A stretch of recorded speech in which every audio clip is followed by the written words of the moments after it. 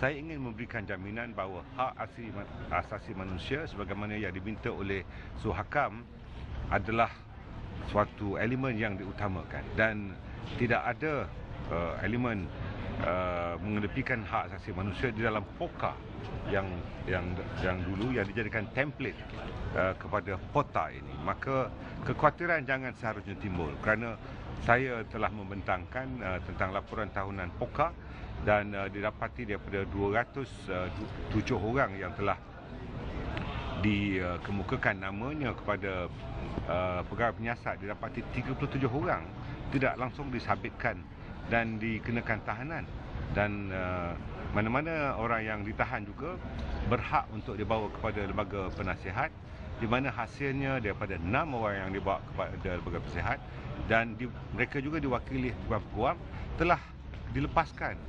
Artinya walaupun POKA dan POTA kini tidak dibawa ke mahkamah, tetapi proses perundangan telah dibawa untuk memperlihatkan bahawa kerajaan benar-benar berhasrat untuk melakukan pencegahan dan jangan dianggap ianya melakukan penginayaan atau kezaliman, dan ianya bukan penggantian kepada ISA ataupun undang-undang darurat ataupun akta kediaman terhad atau akta-akta yang sering diprasangkakan dengan persepsi yang buruk. Bismillahirrahmanirrahim. Assalamualaikum warahmatullahi wabarakatuh. Secara langsung kita di ruang bicara ketika ini. Topik yang akan kita bincangkan pada kali ini adalah POTA, Benteng Keselamatan Negara. Itu yang bakal kita bincangkan selama sejam. Anda boleh mengutarakan pandangan di talian 03-2059-4624 ataupun 03-2059-4625. Khabarkan apa saja di udara. InsyaAllah tetamu yang kita jemput ke studio akan memberi jawapan yang seenaknya kepada anda pada kali ini. Baik, izinkan saya memperkenalkan tetamu yang telah pun siap sedia di studio. Datuk Hanif Hassan, pengamal undang-undang. Selamat datang, Tok. Pertama kali di ruang bicara, Tok. Ya, saya terima kasih. InsyaAllah kita akan berbicara selama sejam menyentuh tentang POTA. Dan tak asing lagi kepada peminat-peminat ruang bicara di Bernama TV, Dr. Azmi Hassan, geostrategis yang telah pun sering memberikan pencerahan dalam pelbagai perkara yang kita ketengahkan. Sebagai pembuka bicara, saya nak kepada Dr. Azmi yang kita lihat bagaimana yang diutarakan oleh Menteri tadi, menampakkan bahawa jaminan yang paling nyata adalah POTA bukan gantian kepada ISA. Doktor? Ya, betul. Tapi itu yang dikatakan kenapa berlaku 9 kali undian dan tamat kali terakhir pukul 2.30 pagi. Itu ada kekhawatiran mengatakan bahawa itu adalah jelmaan ISA. Ya. Mereka mengatakan dan mengatakan POTA ini dikatakan tidak menghargai ataupun tidak menghormati hak asasi individu tersebut. Tapi menarik bila Datuk Seri Ahmad Zahid mengatakan bahawa POTA itu adalah dikatakan template ataupun diambil acuan daripada POKA. POKA itu adalah dikatakan akta untuk mengekang jenayah terancang dan jenayah besar. Dan tidak ada dikatakan tidak ada komplain, tidak ada kekhawatiran terhadap POKA itu sendiri. Tapi yang menjadi masalahnya POTA itu dikatakan tidak menghargai, menghormati hak asasi manusia.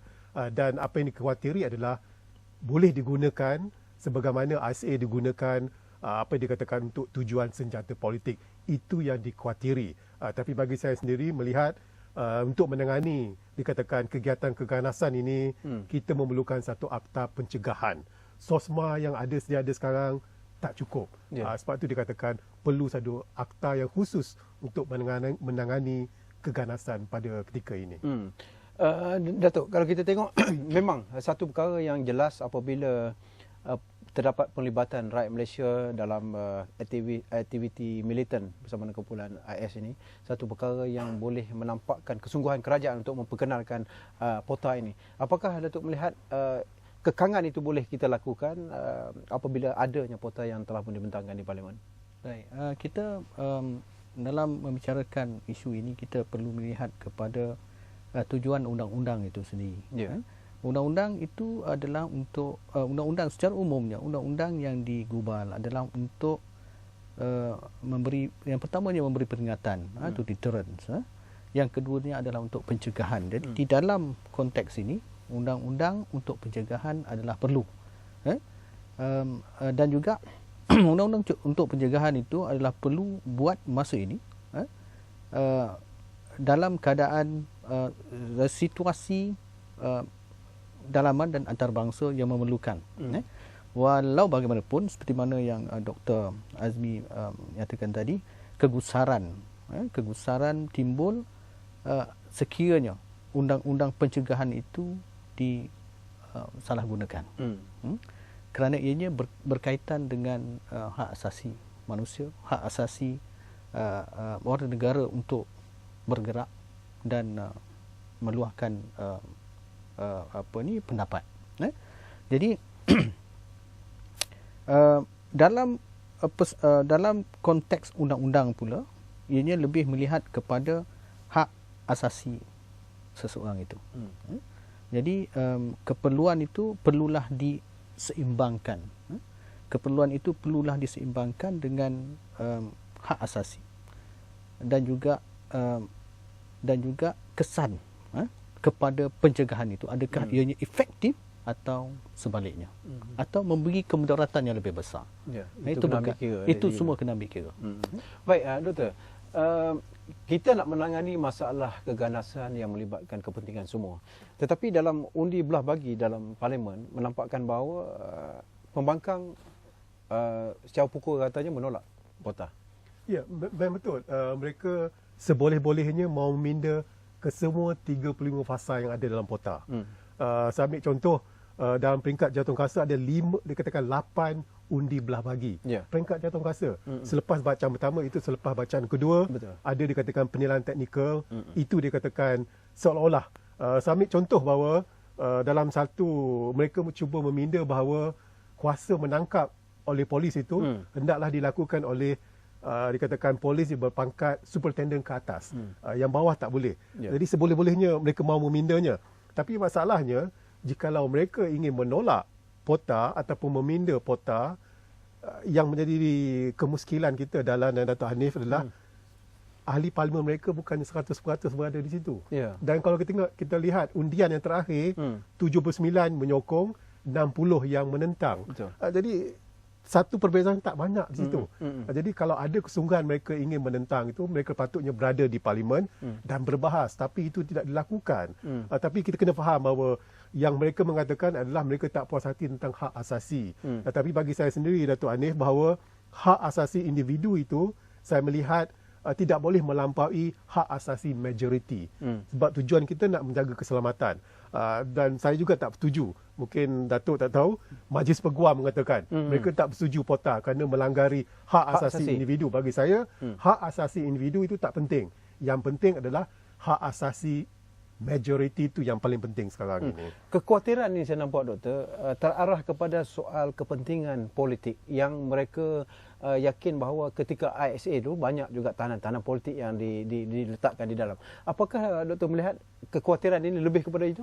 Ya, memang benar bahawa tapi saya tak pasti bahawa apakah kekhawatiran itu kekhawatiran secara tulus, ikhlas mereka khawatir ataupun sengaja diadakan sebagai untuk dikatakan dalil untuk menggagalkan dikatakan rang undang-undang tersebut. Tapi seperti kata Datuk Seri Ahmad Zahid bahawa terdapat caveat bagi dalam ni. Dan saya sebagai orang biasa, orang awam biasa, caveat itu mengatakan bahawa perkara POTA ini tidak akan digunakan untuk menahan seseorang yang kerana perbezaan ideologi politik. Itu tidak akan digunakan. Dan juga Menteri Dalam Negeri tidak mempunyai kuasa. Yang ada kuasa adalah magistrate pada awalnya dan kemudian lembaga, dikatakan lembaga keganasan itu yang boleh memberi keputusan. Jadi saya tak nampak bahawa perkara ini boleh disalahgunakan. Datuk, mungkin kita dapat juga melihat bagaimana sedikit perbezaan antara POTA dan ISA ini. Kalau kita nak kira macam Dr. Azmi sebutkan tadi, kuasa eksekutif itu tidak ada pada Menteri Dalam Negeri lagi, dipindahkan kepada badan bebas, jawatankuasa bebas yang dilantik oleh Yang di-Pertuan Agong. Mungkin Datuk dapat memberikan sedikit pencerahan tentang perbezaan-perbezaan yang jelas dalam POTA dan ISA itu. Perbezaan yang jelas dalam antara POTA dengan ISA ini adalah kuasa menteri itu memang betul kuasa menteri itu. Walau bagaimanapun kuasa menteri itu ditukar kepada lembaga pencegahan keganasan sebagaimana dinyatakan di bahagian ketiga di section 8 pota itu rang undang-undang. Baik. Jadi di apa yang penting di sini? Apa yang penting di sini belum sampai ke tahap lembaga itu. Okey. Jadi yang pertamanya untuk membuat tangkapan. Daripada asalnya untuk membuat tangkapan itu mesti ada maklumat yang diterima oleh pihak berkuasa dalam kes ini atau dalam undang-undang ini pihak polis. Di sini pihak polis perlu membuat siasatan daripada maklumat yang diterima, membuat siasatan secara telus, amanah dan penuh integriti, supaya orang yang ditangkap itu there is highly suspected. Cukup bukti untuk ditangkap, dibawa ke magistrate, ditahan, kemudian dihadapkan ke lembaga lembaga pencegahan keganasan itu. Jadi proses itu perlu dijalankan dengan telus dan dengan penuh amanah. Jadi di lembaga pencegahan keganasan itu, kalau mengikut kepada undang-undang tersebut, tahanan ini akan diberi peluang untuk didengar. Walau bagaimana. Dia boleh lantik peguam dia sendiri. Boleh. Sama macam ISA juga dulu. Di mana ada lembaga yang akan mendengar.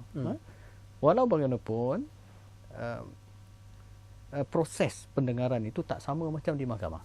Tak sama seperti di mahkamah.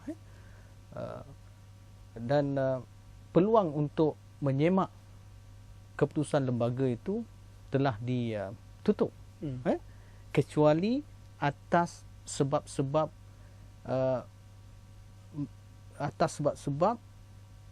berlakunya teknikal, pelanggaran teknikal di dalam proses tangkapan dan sebagainya. Tapi on the fact yang mengatakan yang dibentangkan di hadapan lembaga tidak boleh dirayu keputusan itu. Kat sini di mana yang kekhawatiran yang mengatakan bahawa hak asasi itu dilanggar, Datuk? Okey. Prinsip asas undang-undang, seseorang itu adalah innocent, sehingga didapati bersalah setelah melalui proses perbicaraan penuh, dinyatakan apakah tuduhan, diambil pengakuan sama ada bersalah atau tidak. Pihak pendakwa perlu membawa saksi, kemudian pihak pendakwa perlu membuktikan kes prima facie terhadap tertuduh. Sekiranya kes prima facie tidak boleh dibuktikan oleh pihak pendakwa, tertuduh perlu dilepas dan dibebaskan. Sekiranya terbukti prima facie kes, tertuduh diberi peluang untuk membela diri. Itu yang jelas. Itu adalah proses keadilan yang sepatutnya diperolehi oleh setiap warga negara, yang dijamin di bawah perlembagaan. Jadi di sini kekhawatiran yang timbul. Tapi saya nampak kekhawatiran itu ke arah bukan soal tentang bagaimana berlakunya perkara-perkara yang lebih dahsyat, tapi lebih kepada soal politik. Ini perkara yang jelas yang saya nampak daripada luar lah, Datuk. Mungkin Datuk tak setuju tentang itu. Yang lebih kepada, kalau tahanan ISA dulu, bila orang politik kuatir maka ditahan tanpa bicara, itu sebenarnya menjadi persoalan yang mereka timbulkan. Baik. Jadi Dr. Azmi ada quote satu caveat. Caveat. Jadi caveat yang dinyatakan adalah tidak boleh ditahan semata-mata atas pendirian ataupun pandangan politik. Mungkin yang dimaksudkan adalah pandangan politik yang berbeza dengan aliran pemerintah. Tetapi itu kalau kita tengok balik, kalau kita teliti betul-betul provision itu, peruntukan itu, ini adalah tidak semata-mata atas perbezaan atau atas faktor politik. Tidak semata-mata. Tetapi ianya boleh menjadi faktor kepada penahanan itu. Maksudnya, kata kita ambil contoh, ada 4 sebab. Ada 4 sebab tahanan. 1, sebab penglibatan. Kedua, alasan sokongan. Ketiga pun alasan sokongan. Yang keempat pun boleh dimasukkan atas alasan politik. Jadi di sini pada saya caveat itu pun bersyarat. Caveat itu pun bersyarat. Baik, ini Datuk, yang dikhawatirkan. Kita akan bincang lanjut selepas ini, Datuk, kerana masih lagi kita boleh berikan pencerahan kepada para penonton yang menyaksikan kami di ruang bicara ini secara langsung, kerana POTA, Benteng Keselamatan Negara ini harus kita perbahaskan untuk memberikan pencerahan sebaik mungkin, kerana ini penting untuk kepentingan bersama. Kita nak berehat seketika, kembali selepas ini kita akan bersama Dr. Azmi Hassan dan juga Datuk Hanif Hassan untuk memberikan gambaran dan pencerahan tentang POTA ini. Jumpa lagi selepas ini.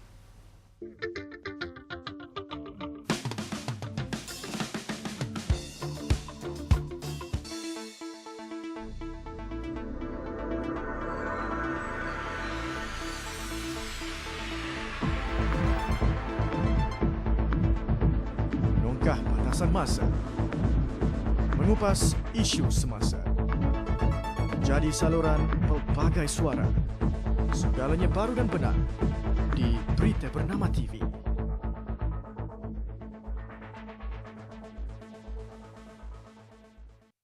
Sedar tak kita, tuan-tuan dan puan-puan, keadaan iklim yang tak menentu sekarang ni. Perubahan iklim meningkatkan kejadian kemarau, derebu, banjir dan ia menyumbang kepada perubahan iklim yang berlaku secara drastik. Inilah dia faktor-faktornya. Yang pertama, asap dari kenderaan. Yang kedua, penebangan dan pembakaran hutan. Yang ketiga, pembebasan asap dari industri perkilangan. Dan yang keempat, pelupusan sisa buangan. Ini usaha yang Pak Abu buat, iaitu yang pertama, menanam pokok. Yang kedua, mengurangkan atau tidak menggunakan beg plastik. Yang ketiga, mengasingkan bahan buangan. Yang keempat, mengitar semula bahan buangan. Dan yang kelima, memilih barangan dari bahan kita semula. Ada banyak lagi usaha yang boleh kita lakukan. Antaranya, kurangkan pemanduan kereta persendirian dan banyakkan penggunaan kenderaan awam. Anda adalah sebahagian daripada penyelesaiannya.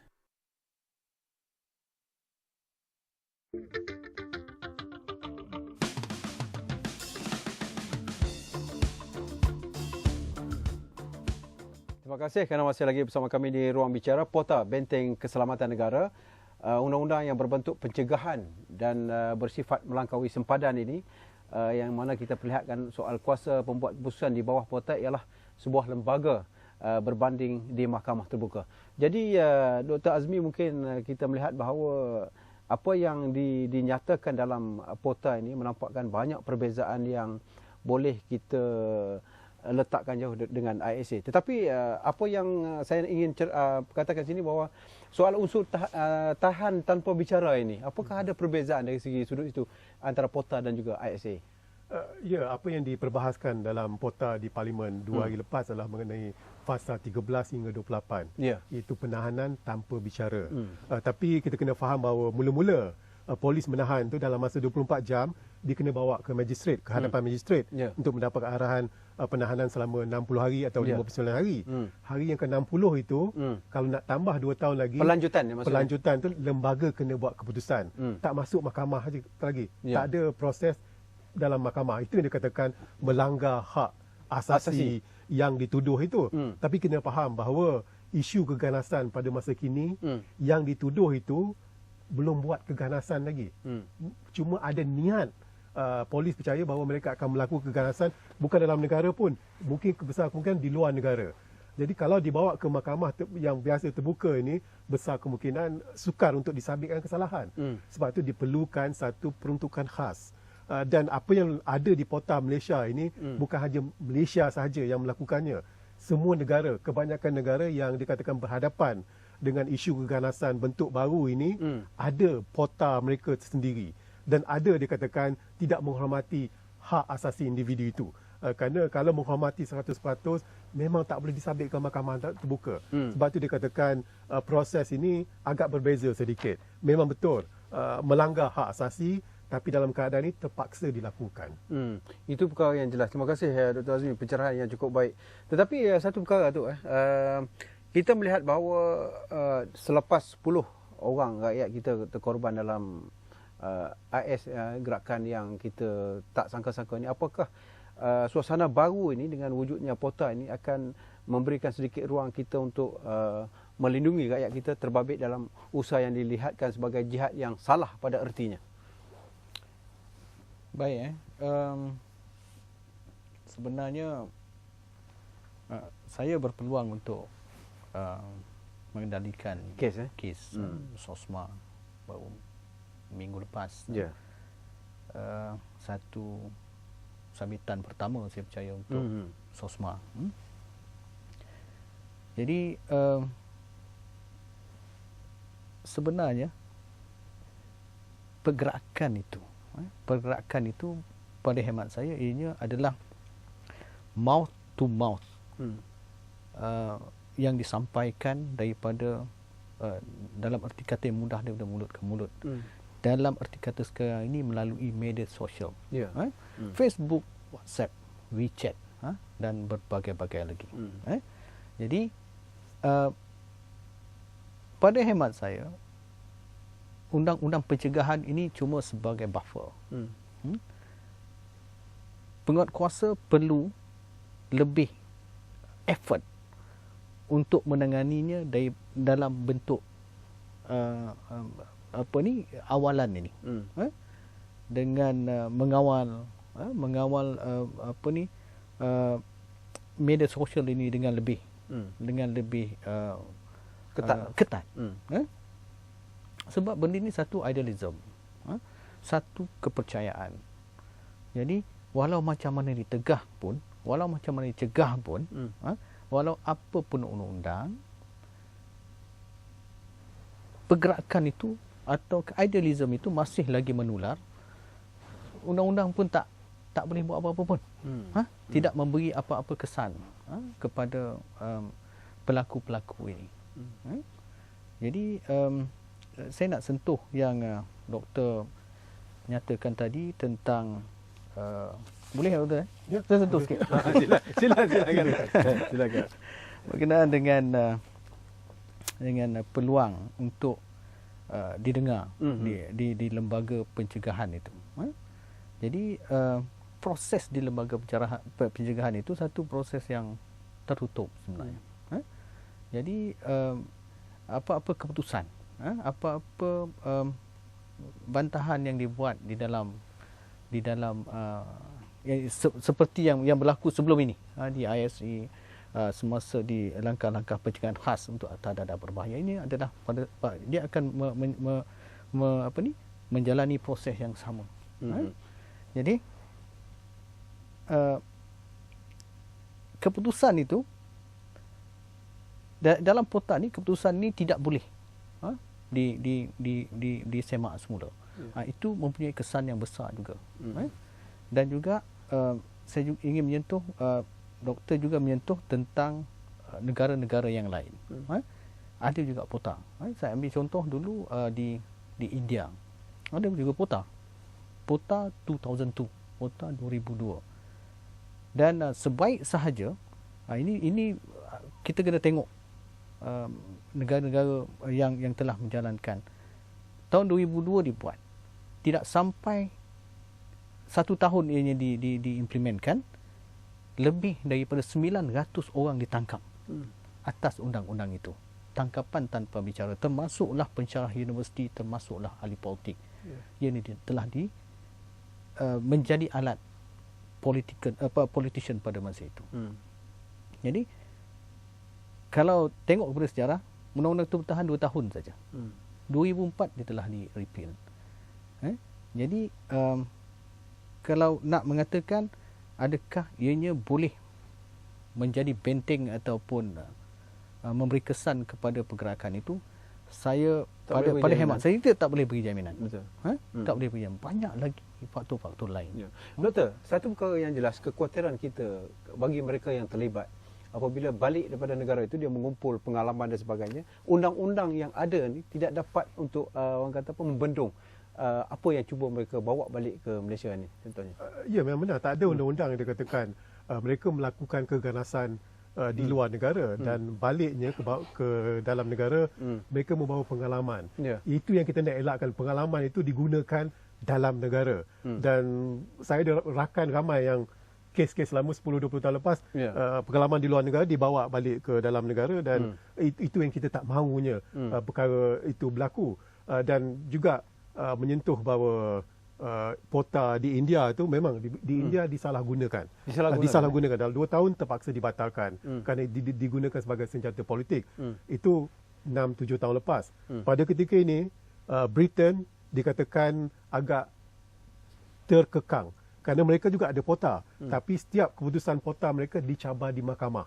Dan kempen pilihan raya sekarang yang akan diadakan pilihan umum pada bulan 5 akan datang bulan depan, David Cameron telah berjanji bahawa jika beliau dilantik sekali lagi menjadi Perdana Menteri, beliau akan mengubah Akta Hak Asasi itu. Kenapa dia nak ubah? Kerana Akta Hak Asasi itu mengganggu pota Britain itu sendiri. Sebab itu dia katakan bahawa jikalau digunakan dengan cara betul, saya melihat pota Malaysia ni bukan untuk menghukum, tapi untuk memberi re-brainwash kembali. Kalau kita lihat 3 minggu lepas, seorang kanak dikatakan remaja 14 tahun ditangkap bersorangan nak pergi Syria tu. Jadi bukan untuk menangkap remaja itu, tapi untuk dikatakan memberi penerangan yang betul, apa yang salah. Itu kalau kita lihat pota dalam sudut itu memang betul. Tapi kalau kita lihat pota untuk menghukum seseorang tanpa bicara, itu memang ada sedikit dikatakan kekhawatiran ianya boleh disalahgunakan. Doktor, satu benda yang Datuk sebutkan tadi soal media maya digunakan sebagai medium untuk rekrut kalangan yang terbabit dalam IS umpamanya. Ini satu perkara yang harus diambil kira. Bagaimana penguatkuasaan kita kalau lemah soalnya, perkara ini juga tidak dapat kita tahan daripada apa yang sedang berlaku dan akan berlaku, Doktor. Selain pada seperti kata Datuk tadi bahawa daripada perbualan daripada mulut ke mulut, media sosial adalah dikatakan bahan rekrut yang paling utama digunakan. Dan dalam hal ini kita tak boleh menyekat penggunaan media sosial kerana kebaikannya melampaui daripada keburukannya. Dan juga media sosial juga dipantau oleh E8 bahagian counter-terrorism. Sebab tu mereka tahu selain pada Datuk buat kenduri nak pergi Syria, ada buat kenduri. Datuk ada cerita tadi. Cepatlah counter tahu. Counter tahu sebab tu kena tangkap. Jadi salah satunya counter-terrorism kena memantau, bukan saja memantau media sosial, tapi kena juga memasukkan maklumat-maklumat untuk memerangi, menongkah ideologi dikatakan keganasan itu sendiri. Tak boleh dibiarkan. Maknanya kita perlu lakukan sesuatu untuk memberi maklumat yang betul. Jadi untuk menyekat, kalau dalam kata kita sekat, saya tak setuju, tak boleh sekat. Saya pun guna media sosial tapi untuk perkara lain. Kerana manfaatnya lebih banyak. Cuma dikatakan kita perlu menongkah propaganda keganasan itu sendiri dan kita perlu juga menggunakan media sosial dalam hal ini. Datuk, saya melihat bukan nak mengungkit Datuk, apabila kita banding ISA dengan pota ni, walaupun dikatakan bukan kesinambungan ataupun gantian kepada ISA, tetapi sedikit sebanyak selepas daripada ISA itu ditiadakan, kalangan yang pernah ditahan dalam ISA pun menyatakan bahawa ISA ini patut diadakan. Apakah satu kesilapan kita dulu yang sepatutnya kita menambah baikkan lagi ISA itu, bukan ditamatkan terus?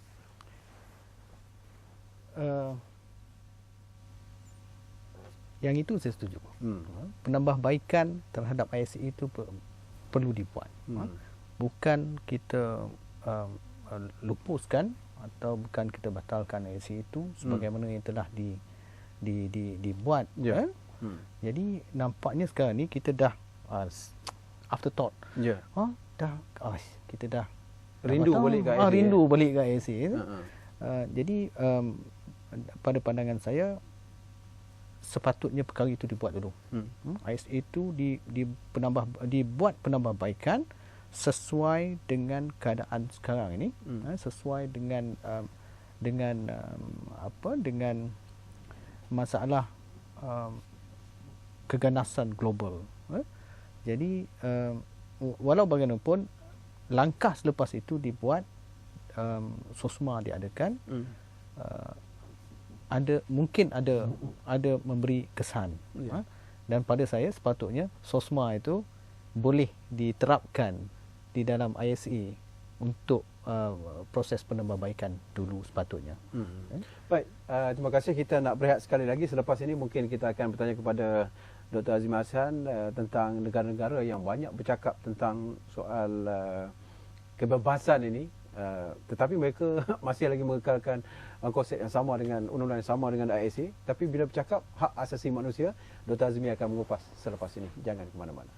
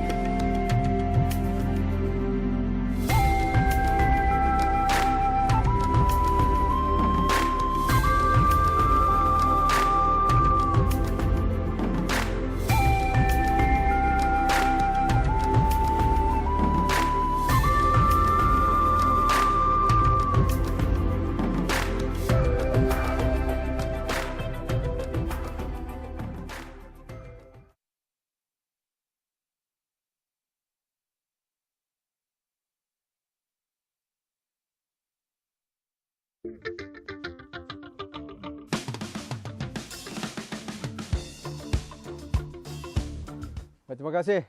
Setengah jam telah pun berlalu. Kita bincang mengenai Pota Benteng Keselamatan Negara bersama dengan Datuk Hanif Hassan, pengamal undang-undang, dan juga Saudara Dr. Azmi Hassan, geostrategis. Saya tinggalkan anda tadi dengan persoalan yang terus kepada Dr. Azmi menyentuh tentang masih ada negara-negara yang orang kata bercakap tak serupa bikin, menyatakan bahawa soal hak asasi ini harus diperjuangkan, tetapi mereka masih mengekalkan undang-undang seperti ISA ini. Apabila berlaku satu dihalalkan kepada negara kita, kononnya hak asasi itu kita ketepikan, Doktor. Ya, dalam semasa kita off air tadi sudah Dalan cuba membawa saya untuk memberi contoh jiran Malaysia. Tapi saya tak nak pakai jiran Malaysia itu. Saya gunakan dikatakan kuasa besar. Amerika Syarikat umpamanya. Selepas berlakunya kejadian September 11, 2001, mereka mengadakan Akta Patriot. Dan Akta Patriot itu kekal sehingga sekarang 2 tahun diperbaharui. Dan akta itu dikatakan dilakukan profiling. Mereka yang beragama Islam, mereka yang berbangsa Arab, mereka dikatakan disyaki bahawa itu dikatakan mereka melanggari hak asasi, dikatakan secara terang-terang.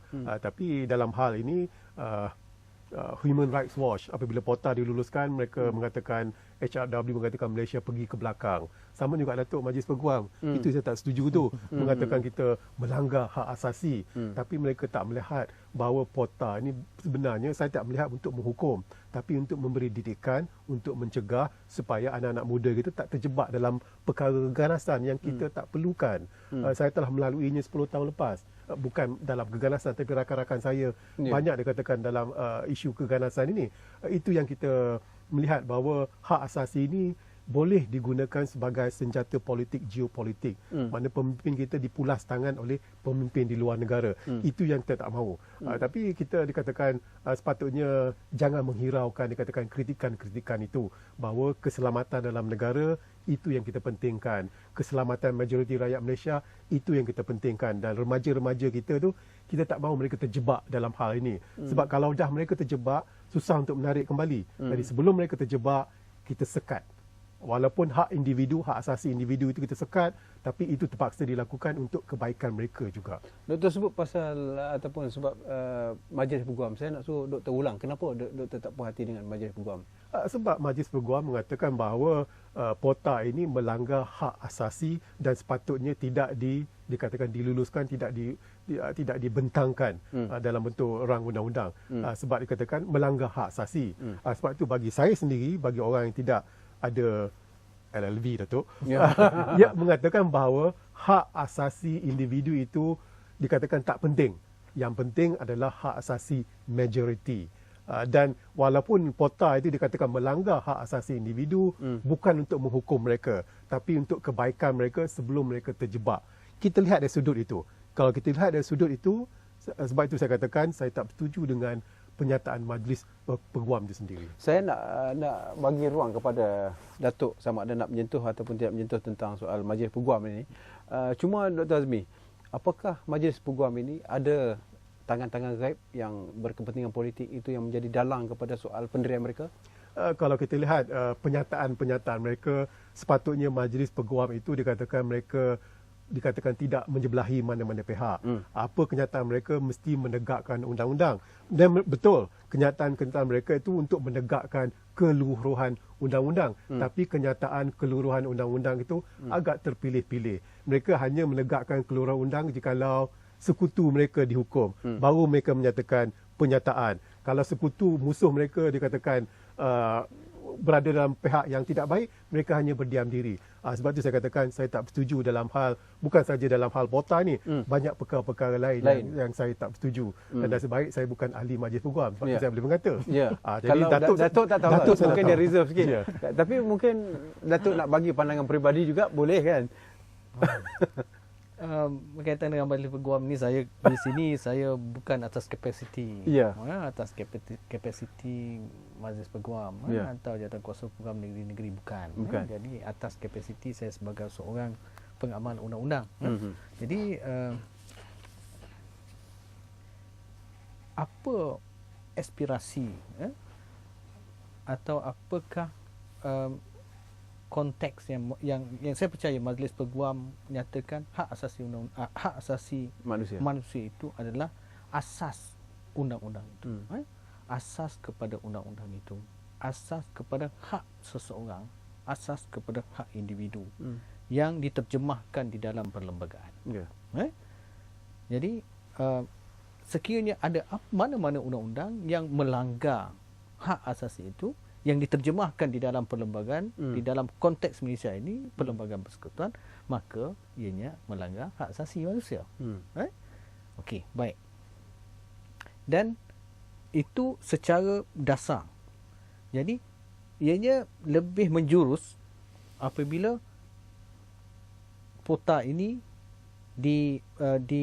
akan dilaksanakan proses tangkapan, proses siasatan, proses tangkapan, proses dihadapkan kepada lembaga.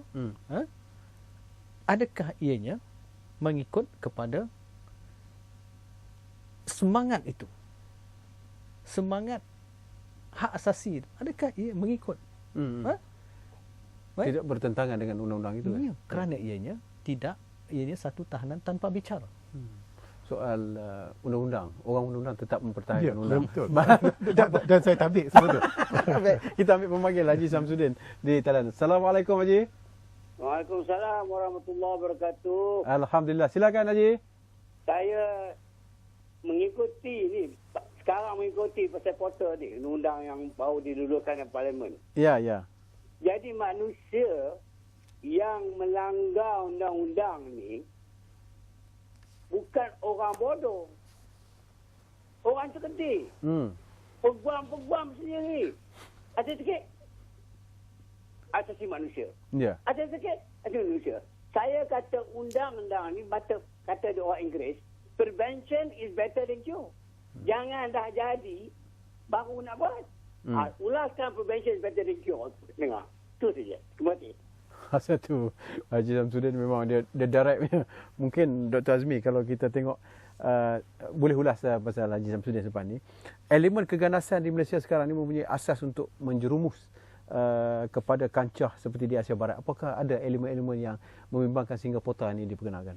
Ya, benar. Kalau kita lihat selepas semasa dikatakan perbahasan POTA itu 17 rakyat kita ditahan. Dan daripada 17 itu 2 daripada mereka ada pengalaman berperang di Syria. Dan daripada apa yang disebarkan oleh Counterterrorism E8 cawangan khas, mereka mengatakan ada perancangan untuk melakukan keganasan di beberapa tempat di Kuala Lumpur. Dan juga untuk dilakukan penculikan beberapa orang kenamaan.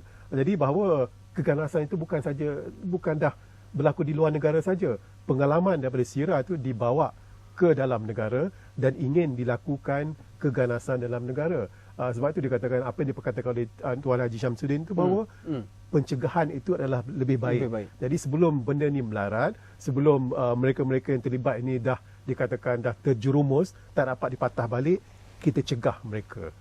Jadi itu yang dikatakan penting. Kenapa POTA itu diperlukan. Satu perkara, Doktor, dari segi kenapa masih ada orang kita yang terjumus ke arah dia nak telah soal kedudukan orang kata perjuangan yang kadang-kadang dilihat bahawa itu adalah sebagai satu perjuangan yang suci yang perlu diadakan, tapi masih ada lagi yang terpengaruh begitu. Ya, bila Dahlan sebut perjuangan yang suci, dalam berapa saya tak pasti berapa ratus dah kena tangkap sekarang ini, yang dalam SOSMA Datuk hanya dikatakan 2-3 orang saja yang dikatakan mempunyai ataupun pengajian agama yang mendalam. Yang lain dikatakan tak ada. Jadi sebab itu dia katakan mereka kumpulan yang 90% ni mudahnya terpengaruh apa yang dikatakan untuk berjihad kononnya. Tapi bagi saya mereka sebenarnya dipergunakan. Dipergunakan apa yang berlaku di Syria, apa berlakukan di Iraq itu dipergunakan untuk kepentingan ada individu ataupun kumpulan-kumpulan tertentu. Jadi itu maklumat yang perlu diberitahu kepada mereka, kumpulan ini. Sebab melalui media sosial mereka hanya membacanya, memahaminya, mentelaahnya satu bahagian saja, propaganda itu saja. Yang satu belah lagi tak ada dikatakan penerangan sebenar apa itu Al-Qaeda, apa itu negara Islam. Mereka tidak diberitahu sebenarnya apakah sebenar kumpulan itu. Datuk, berbalik pada POTA ini, kuasa eksekutif Menteri Dalam Negeri, apa yang diberikan kepada Menteri Dalam Negeri semasa ISA dan ditarik balik semasa dalam POTA ini? Apa sebenarnya yang paling besar sekali kuasa eksekutif itu? Maksudnya bagaimana? Semasa ISA, kuasa eksekutif yang dijalankan oleh Menteri Dalam Negeri pada masa itu, Menteri Dalam Negeri, Timbalan Menteri Dalam Negeri, mereka ada kuasa untuk memberi perintah tahanan. Hanya berdasarkan bukan hanya berdasarkan kepada laporan-laporan dan hasil siasatan yang telah dibuat. Menteri sebagai dalam kapasiti eksekutif, menjalankan executive power, mengeluarkan arahan, mengeluarkan perintah untuk penahanan.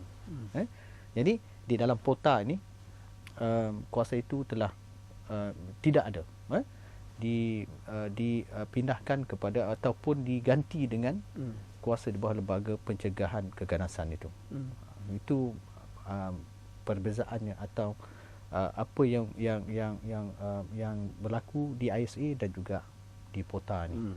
Saya nak suruh Datuk sambung kat jawapan ataupun pertanyaan daripada Haji Samsudin yang menyatakan bahawa ada juga kalangan ialah kita manusia biasa yang memahami undang-undang juga terbabit dalam soal-soal yang begini. Latar belakang profesional, latar belakang akademik yang tinggi, tetapi turut terbabit dalam soal-soal begini. Baik.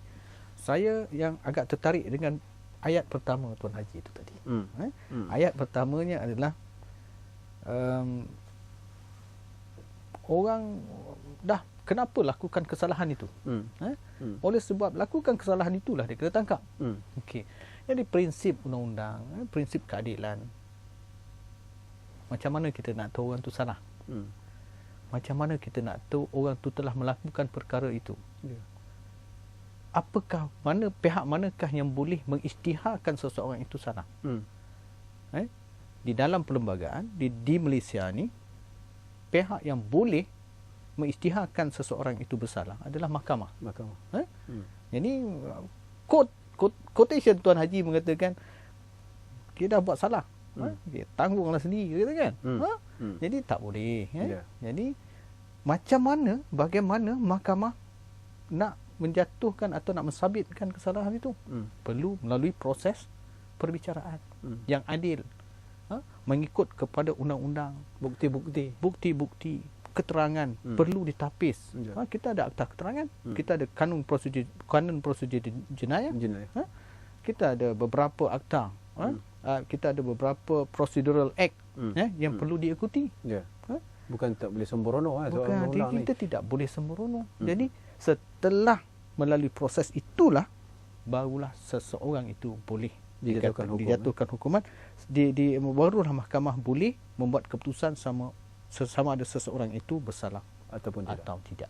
Baik, Datuk dan juga Doktor, kita akan bersama lagi selepas ini kerana kita nak berehat buat kali terakhir.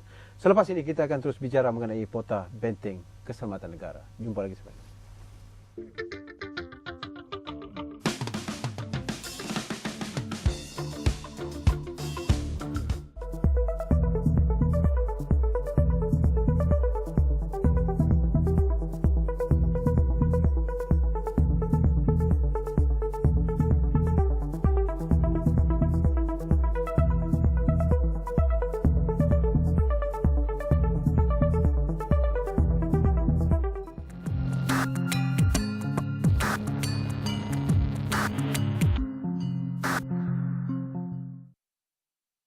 Menyelami realiti, menjejaki masa, meninjau peristiwa, paparan kronikal kembara kehidupan, pelbagai keunikan juga pengalaman menarik.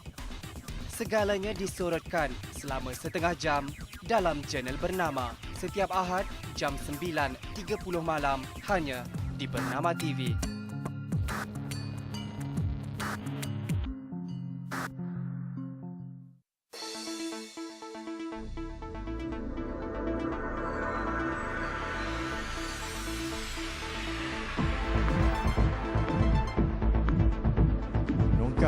Masa mengupas isu semasa, jadi saluran pelbagai suara, segalanya baru dan benar di Berita Bernama TV.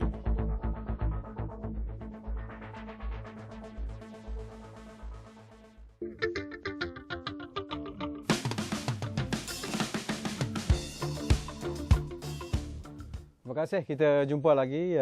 Pota Benteng Keselamatan Negara. Kita ada 10 minit terakhir yang kita akan bincang dalam ruang bicara kali ini.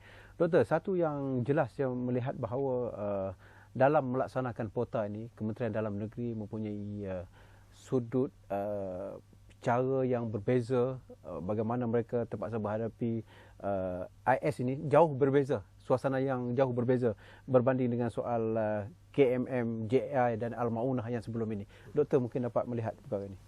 Ya, memang berbeza. Sebab tu dia katakan bahawa kesemua mereka ditangkap itu belum lagi melakukan keganasan sama ada dalam negara ataupun di luar negara. Cuma mereka dikatakan nak pergi ke Turki itu saja. Dan itu niat nak pergi Turki. Jadi kalau dikatakan untuk membawa kes ke mahkamah, mengatakan kepada mahkamah terbuka bahawa mereka ni nak pergi Turki sebab tu nak pergi Syria, memang sukar untuk dibuktikan. Sebab tu dia katakan kita memerlukan pota kerana ancaman militan negara Islam ni amat berbeza. Kerana propaganda mereka begitu licik sekali. Kadang-kadang mengalahkan Hollywood propaganda mereka. Jadi mereka yang pergi ni katakan untuk berjihad. Jadi sebab tu saya katakan perlu diadakan katakan counter jihad. Di sini mengatakan apa yang mereka lakukan tu bukannya dipergunakan dipergunakan oleh negara kumpulan militan, dipergunakan oleh kuasa-kuasa besar sama ada negara Arab ataupun negara Barat. Mereka mempunyai kepentingan dalam negara Islam ini. Bahawa tadi dah mengatakan adakah militan negara Islam ini pertembungan di antara fahaman Sunni dengan Syiah. Bagi saya tidak. Saya tidak melihat pertembungan antara kedua-dua fahaman sesama Islam ni. Cuma mereka ada dikatakan agenda politik. Tidak kira militan negara Islam ataupun Al-Qaeda ataupun negara-negara lain, itu agenda politik. Sebab itu katakan remaja yang ditangkap hendak pergi ke Syria ini perlu ditahan dan dikatakan dipulihkan. Apa yang mereka lakukan itu adalah menjadi kesalahan. Cuba bayangkan Dahlan, kalau yang seorang baru tangkap ni di Kedah tu, sanggup meninggalkan isteri dan anak kecil dia. Hanya semata-mata untuk berjihad. Itu kekuatan mereka. Kita sanjung mereka. Tapi cara yang dilakukan itu adalah cara yang salah. Tak betul. Dan kita perlu mengatakan pada yang ditangkap itu apa yang betul, apa yang salah. Dan cara yang pertama yang perlu dilakukan adalah menggunakan pota. Bukan untuk menghukum, tapi untuk dikatakan memulihkan pemikiran mereka itu sendiri. Latar belakang yang berbeza, Doktor, membabitkan golongan profesional. Ini satu perkara yang kita tak jangka akan berlaku dalam soal ini. Apakah Doktor melihat ada yang tahap pendidikannya rendah dan ada yang tahap pendidikannya yang begitu tinggi? Satu perkara yang sukar untuk kita halang, Doktor. Ya, memang betul. Di Malaysia ni unik kerana mereka terlibat ini daripada serendah-rendah ke setinggi tingkat profesional mereka. Kalau di luar negara, umpamanya di Perancis, di Amerika Syarikat, mereka terlibat dengan kumpulan militer negara Islam ni adalah mereka sama ada yang mereka tersisih, yang beragama Islam di negara barat itu tersisih dari masyarakat yang normal, ataupun bagi mereka yang baru memeluk agama Islam. Itu dikatakan lazimnya yang berada di luar negara. Tapi dalam Malaysia, ianya di semua peringkat golongan, daripada golongan akademik, profesional, sehinggalah peringkat bawahan itu. Jadi memang sukar untuk menangani isu ini. Jadi sebab itu dikatakan perlu ada satu program di mana kita perlu memulihkan. Dan saya pasti apabila mereka ditahan dalam pota, pemulihan itu yang menjadi dikatakan keutamaan supaya mereka tahu apa yang mereka lakukan itu bukan menguntungkan agama Islam, sebenarnya merugikan kerana mereka dipergunakan oleh pihak yang berkepentingan. Baik, Datuk, saya nak tanya juga Datuk tentang pengalaman Datuk mengendalikan kes yang pertama. Apakah Datuk dapat melihat perkara-perkara yang jelas yang boleh kita kait dengan soal keterlibatan warga negara kita dalam AS umpamanya? Sebagaimana yang saya maklumkan sebelum ini, ianya adalah satu idealism. Idealism ini disebarkan dalam bentuk sekarang ini adalah dalam bentuk media maya. Jadi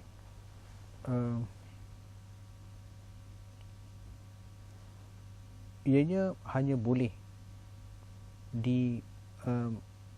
benteras dengan penguatkuasaan, dengan cara tangkapan begini, dan cara tangkapan begini belum boleh menjamin. Dan juga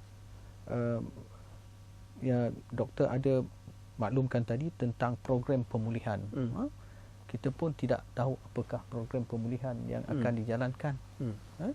Apakah program pemulihan yang akan dijalankan semasa tahanan itu ditahan?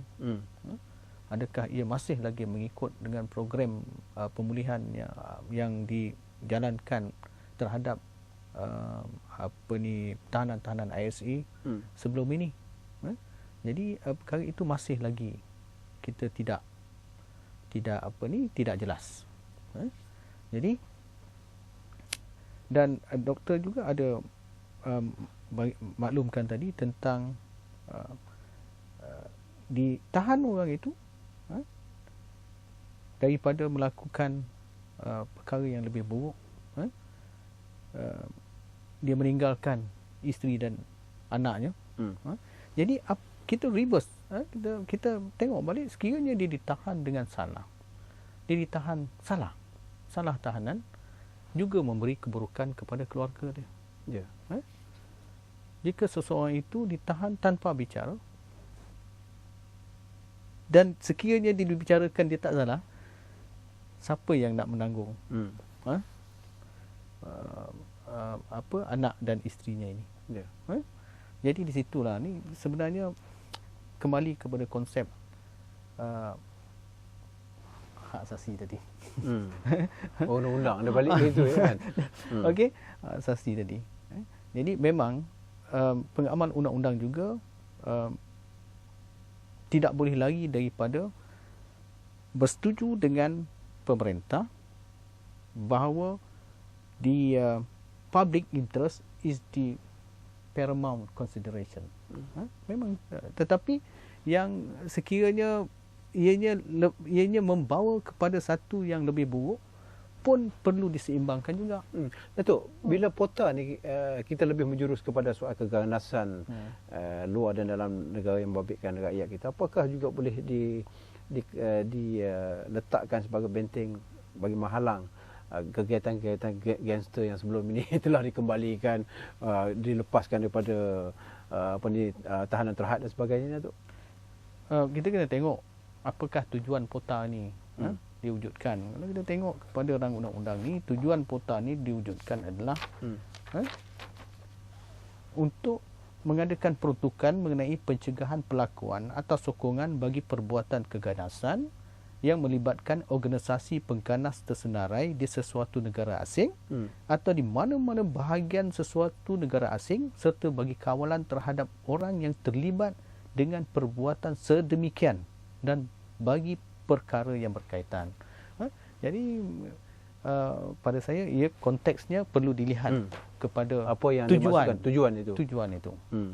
Mungkin kalau nak tu kena tambah baik yang lain pula. kena tambah yang lain pula. Baik, Datuk, terima kasih kerana itu masa yang kita ada, kerana kita akan berbincang di lain masa tentang pota ini. InsyaAllah kita akan cuba dapatkan Menteri Dalam Negeri sedikit masa lagi untuk memberikan pencerahan mengenai pota. InsyaAllah kita akan bertanya apa yang dibangkitkan oleh saudara Dr. Azmi Hassan dan juga Datuk Hanif ini. Mungkin kita akan mendapat manfaat dari apa yang diperjelaskan selama sejam tadi. Baik, terima kasih, Doktor. Terima kasih, Datuk. InsyaAllah kita jumpa lagi. Assalamualaikum warahmatullahi wabarakatuh.